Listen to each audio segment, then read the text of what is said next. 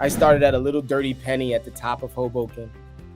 This place called Brownstone Realty. There was 7 agents, I think. There were 15 agents on the roster. You only ever saw 4 of us at a time.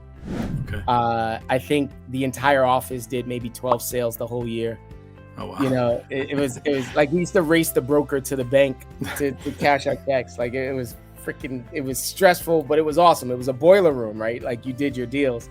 Yeah. You learned how to do deals. And then I went to another independent called Liberty, where, I mean, it was a lot more competitive. There were a lot more agents. I helped to build that office to 300 agents.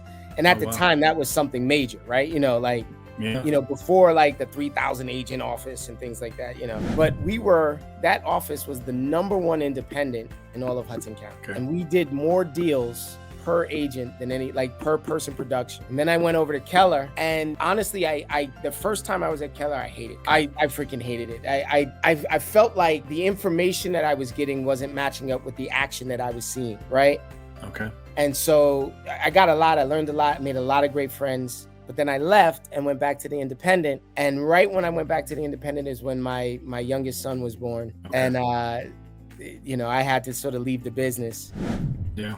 You know, and that was a good 3 years that I was just dad and nurse and, you know. Family first. Yes, sir. Yeah. Yes, sir. You gotta do what you gotta do. Yep. And I came back. When I came back, DeVoe asked me to be a part of his expansion team at Keller. Okay. And the very idea of expansion blew my mind. Just blew my mind. It was a franchise within a franchise, and we could, you know, it was our brand. And although it was a great idea, once again, that audio and visual didn't match up, and that sort of fell apart for us. And we came over to eXp, and honestly, we made a huge mistake, man, when we came over. Okay. I just thought it was going to be a better version of KW, right? It's profit share, rev share, like, you know, semantics. Yeah.